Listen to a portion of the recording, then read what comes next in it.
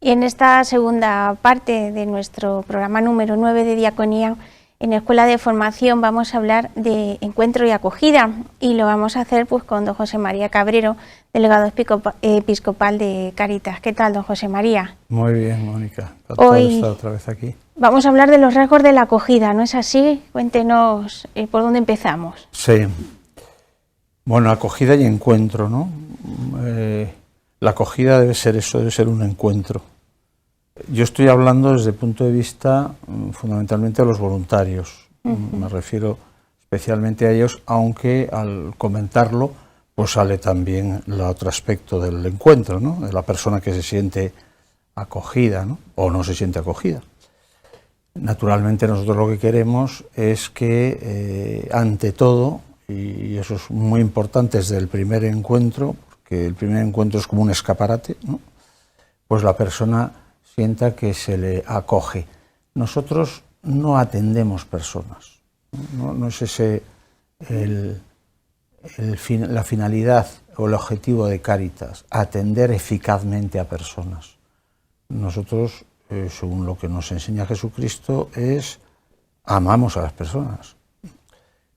Lo que voy a decir, probablemente algunos digan, bueno, estamos muy lejos de eso. Sí, estamos muy lejos del Evangelio todos. Cuando empezamos la misa, empezamos diciendo que he pecado mucho en pensamiento, palabra, obra y omisión, por mi culpa, por mi grandísima culpa, ¿no? O sea que partimos de la base de que tenemos muchos defectos también en el ejercicio de la caridad, pero eso no quiere decir que nosotros no aspiremos a realizar la caridad, a ejercitar la caridad como el Señor nos ha dicho. El Señor no nos dijo que atendiésemos a las personas, el Señor nos ha dicho que amemos a los hermanos, ¿no? Entonces, la acogida es un encuentro entre dos personas que además, aunque suene a lo mejor a muy redicho o muy escuchado, debe ser un enriquecimiento mutuo, ¿no? Debe servir a los dos. Y nosotros ponemos nuestra mirada en Jesucristo siempre, Él es nuestro modelo. Es verdad que, bueno, pues claro, Jesucristo, su acogida era perfecta y la nuestra no, pero, repito, tenemos que mirarle a Él, porque mirando a Él y caminando hacia Él, estamos caminando hacia un encuentro verdadero, ¿no? Y una acogida real. Siguiendo el modelo de Jesucristo, ¿cuáles podrían ser los rasgos principales para ese encuentro real? Sí, bueno, yo voy a decir alguno, ¿no? Alguno que me parece especialmente importante y que he anotado así para poder hablarlo aquí. El primero es ¿qué le mueve a Jesús a acoger a las personas, ¿no? Antes de cómo, ¿qué le mueve a Jesús a acoger a las personas? A Jesús lo que le mueve siempre es el Espíritu Santo. El Espíritu Santo es el amor entre el Padre y el Hijo.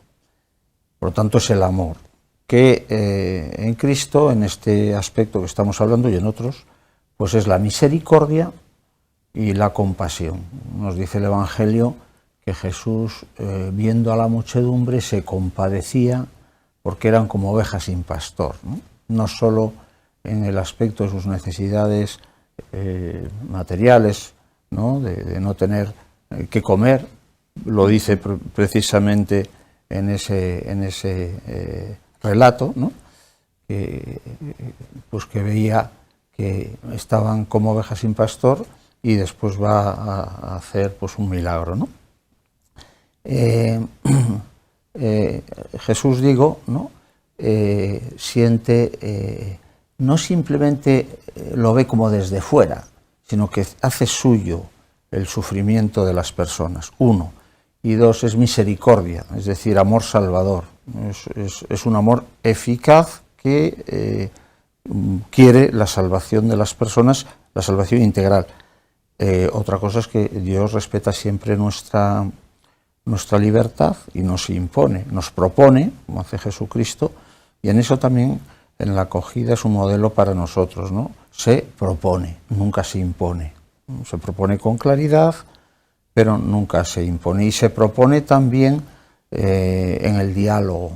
No es yo Esto no es una cátedra, ¿no?, donde yo digo lo que hay que hacer y la otra persona escucha y si quiere lo acepta y si no, no. No, es un encuentro. Y entonces ahí se ve en la cordialidad. La palabra cordialidad viene de corazón. En un encuentro entre corazones, por más que sea un primer encuentro, ¿no? Hay que acoger a la persona. Cuando uno ve, por ejemplo, el buen samaritano, pues dices, bueno, vaya corazón, ¿no? Bien, yo creo que ese es un primer aspecto que le mueve, ¿no? Segundo, Jesús ve a las personas, o sea, para él lo que prima es la persona, no las instituciones, con lo cual ni estoy diciendo que las instituciones son malas, ni estoy oponiendo personas e instituciones, no, las instituciones están para las personas. Pero precisamente es eso, las instituciones están para las personas, no las personas para las instituciones. Y un ejemplo clarísimo lo tenemos en el Evangelio, además a propósito de esto, ¿no?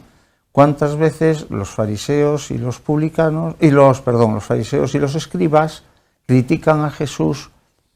Y es más, dicen que es una definición bien bonita de Jesús, ¿no?, viniendo de aquellos que se consideraban enemigos suyos, ¿no?, que era el que acogía a los pecadores y comía con ellos. Está muy bien dicho, acogía a los pecadores, ¿no? Bueno, a los pecadores acogía a todos, y todos somos pecadores, ¿no? Entonces, cuando digo esto, ¿qué significa esto de personas e instituciones? Quiere decir que tenemos que tener mucho cuidado, porque a veces nos sale como el defender a la institución. Entonces nos ponemos en la clave de que no nos engañen, ¿no? Que no engañen a Cáritas, que no se aprovechen. Pues eso es una tentación, y digo, pongo ejemplo. Los judíos tenían tres instituciones no me refiero a edificios ni a fundaciones, me refiero a lo que voy a decir ahora, ¿no? Tres instituciones que para ellas eran casi hipóstasis de Dios, digamos así, o sea, personificaciones de Dios, ¿no?, que eran la ley, el sábado y el templo. Por eso Jesucristo es una manifestación indirecta de su divinidad. Él decía, yo soy el Señor del sábado, destruid este templo y yo lo levantaré en tres días, o también habéis oído que se dijo, pero yo os digo, ¿no? Vamos a fijarnos en el sábado. El sábado era intocable. Los escribas y fariseos habían pervertido el sábado, la institución del sábado. Dios había creado el sábado para el descanso del hombre, para su relación con él, para su relación con los hermanos, ¿no? Y ellos habían hecho a la inversa. El hombre era para el sábado y entonces no se podía dar más de no sé cuántos pasos, y además ya sabemos que a veces pues una manera muy hipócrita, porque no se podían dar tantos pasos, pero sí se podía sacar el burro si te convenía de la ciénaga, ¿no? Bueno, pues esto es muy importante, el que para nosotros lo primordial son las personas. Eso no quiere decir que no haya que defender lo que se nos encomienda, en el sentido pues de hacerlo que dé fruto, en fin, todo lo que sea. Pero lo primero es la persona que yo tengo delante y a la cual pues tengo que amar y tengo que atender con todo mi esfuerzo y mi cariño y mi afecto, ¿no?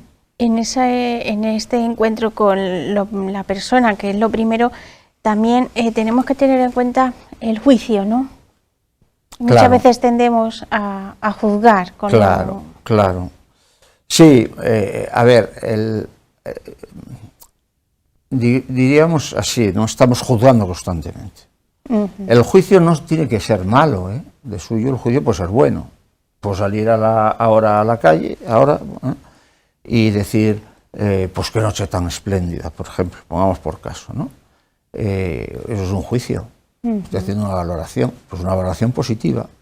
O de una persona, pues decir, oye, qué persona tan inteligente, ¿no? A veces pues se encuentra con personas o cualquier otra cualidad. O sea que no entendamos siempre el juicio de una manera negativa, ¿no? Ahora, en el sentido que tú te refieres, obviamente, porque además, digamos que ese juicio crítico lo tenemos muy a flor de piel, ¿no? A mí me llama mucho la atención una frase de la Sagrada Escritura que dice: el juicio será sin misericordia para el que no practicó la misericordia en el juicio. El juicio será sin misericordia, de tal manera que a la hora de juzgar a las personas tenemos que pensar eso, ¿no? Tenemos que pensar, aunque solo sea, a ver, lo que estoy diciendo ya me lo vas a entender, ¿no? Que solo sea por interés, mejor no haga juicios. No podemos hacer juicios porque no conocemos realmente a las personas que tenemos enfrente.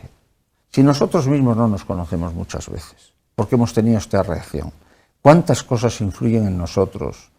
El mismo tiempo, la herencia recibida, la educación que se nos ha dado, los amigos con los que hemos compartido. Delante de una persona que no conozco de nada, ¿qué juicio voy a hacer? Por más evidente que me pueda parecer. No, mejor el juicio, eso se lo dejamos a Dios, ¿no? A mí lo que me encarga Dios no es que juzgue al prójimo, sino que le ame, como es. Lo cual no quiere decir que ame los defectos suyos o míos, o los pecados suyos o míos. Eso hay que tener mucho cuidado, porque hoy está de moda una palabra que hay que saber entenderla, ¿no? O aplicarla, la palabra tolerancia. No es que hay que ser tolerante, hay que ser tolerante con las personas. Y tolerante con las personas, lo primero que hay que hacer es no juzgarlas, ¿no? Y luego acogerlas con afecto, etcétera. Pero no hay que ser tolerante con lo que está mal hecho, ni en mi caso, ni para mí, ni para los demás, ¿no? Y de hecho, eso lo tenemos en Jesús. Por ejemplo, que es como mejor se ve, un caso tan claro como la adúltera. Es un modelo de acogida por parte de Jesús, ¿no? De delicadeza. Delicadeza, al principio ni la mira. No la mira no por desprecio, sino para no avergonzarla, porque la situación era de lo más violenta. Una mujer que la han cogido en flagrante adulterio. O sea, no hay vuelta de hoja. Y la echan allí, ¿no? Literalmente, echada allí. Y además para ser apedreada, en principio. Jesús no la mira, mira al suelo por respeto a esa persona, para que no se sienta ya tan bien, ¿eh? Luego, las miradas tampoco llegan a ser excesivamente puras, porque cuando el Señor dice, empiezan a desfilar uno detrás de otro, ¿no? Después, no le hace un interrogatorio. Oye, ¿y tú con quién has pecado? ¿Y cuántas veces has pecado? No.